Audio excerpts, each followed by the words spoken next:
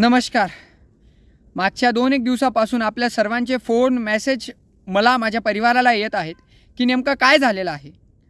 तर मागच्या 2-3 महिन्याआधी जेव्हा आपण हे आंदोलनं ही चळवळ जेव्हा सुरू केली, रस्त्याचा विषय असेल, टोलचा विषय असेल, आदिवासी समाजातील काही प्रश्नांचा विषय असेल, त्या विषयांना घेऊन सातत्याने मी काम करत आलो. कुठलाही स्वार्थ नसताना मी काम करत आलो. माझ्या वडिलांची 2-3 महिन्याआधी आर.सी. पटेल संस्थेत माझे वडील शिक्षक आहेत. 2-3 महिन्याआधी काहीही कारण नसताना त्यांची बदली करण्यात आली. त्यानंतर 27 ऑक्टोबरला शिरपूर तालुक्याचा अतिवृष्टीमध्ये समावेश करण्यात आवा, जेणेकरून शेतकऱ्यांना काहीतरी थोडीफार मदत मिळेल. यासाठी आपण आंदोलन केलं, शेतकरी एल्गार मोर्चा काढला.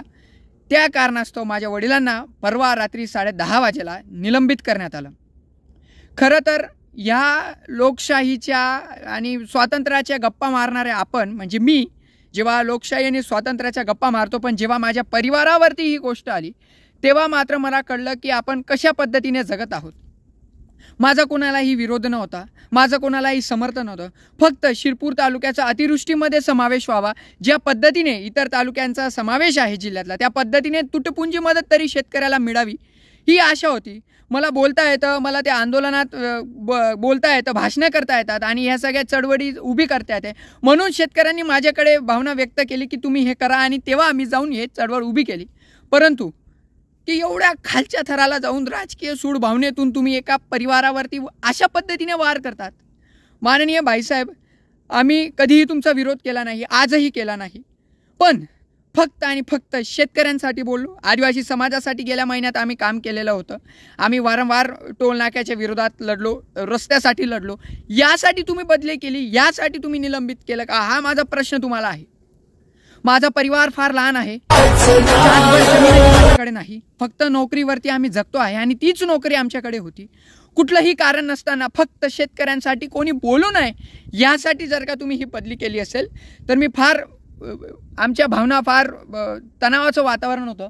माझ्या घरात मागच्या 2-3 दिवसापासून शोकाकुलसारखं वातावरण झालेलं आहे. माझ्या आईवडिलांचं वातावरण खराब झालेलं आहे. माझे वडील माझ्याशी बोलत नव्हते एवढ्या दिवसापासून. पण आम्ही फार छोट्या घरातले आहोत, आम्ही फार लहान आहोत, आमची लायकीही नाही कोणाची बरोबरी करण्याची. पण शेतकऱ्यांसाठी बोलणं या कष्टकऱ्यांसाठी बोलणं हे जर का माझ्या परिवारावर बितलं, जेव्हा मी माझ्या आईवडिलांना बघून, माझ्या आईवडिलांना बघून जर का बाहेर मला शेतकऱ्यांसाठी लढावं लागलं, तर मला कधीतरी विचार पडला की घरी आई वडील मरण अवस्थेत असताना मी बाहेर कसा काय लढू, कसा काय आंदोलनं करू, काय करू. पण गेल्या 2-3 दिवसापासून आपण सर्वांनी मला धीर दिला. प्रत्येकाचे वेगवेगळ्या ठिकाणून फोन आले, मेसेजेस आले, आणि मी त्याच्यावरती आज हा व्हिडिओ बनवण्याचं कारण मी माझ्या वडिलांचीही परवानगी घेतली नाही हा व्हिडिओ बनवताना. परंतु आमच्या परिवारावर तुम्ही असं आणलं. तुमच्याकडे अनेक लोक आहेत, अनेक कर्मचारी आहेत, पण एक परिवार रस्त्यावर येऊन गेला. हे फार वेदना होतात मनातून सांगताना की कुठलीही खाजगी स्वार्थ नसताना की मी चला येत्या निवडणुकीत कुठे इच्छुक होतो का उमेदवार होतो, तरी असं माझ्यावरती अन्याय करण्यात आला. फार वेदना झाल्यात की या स्वतंत्र भारताच्या लोकशाहीच्या गप्पा पारणारा मी जेव्हा माझ्या परिवारावरती आलं तेव्हा मी हातबल झालो.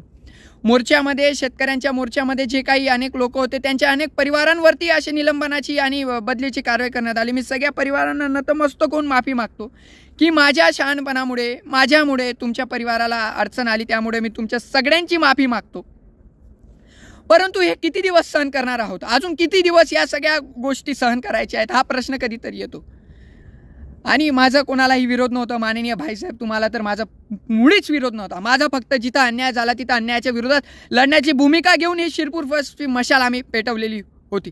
परंतु अशा पद्धतीने निलंबन करून माझा परिवार आज तुम्ही रस्त्यावर घेऊन आले, पोटावर लात मारली, आधी बदली करून मानसिक आर्थिक छळ मला माझ्या पूर्ण परिवाराला झाला.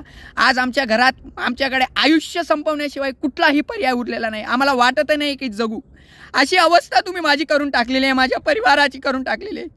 मी या तालुक्यातील तमाम शेतकऱ्यांना आणि कष्टकऱ्यांना या व्हिडिओच्या माध्यमातून फक्त एवढी विनंती करण्यासाठी आलेलो आहे की उद्याच्याला जर का तुमच्या घरासमोर मी भीक मागायला आलो तर मला भीक घाला, 1 रुपया. आणि जर का मी जगलो तरच मी लढत राहील.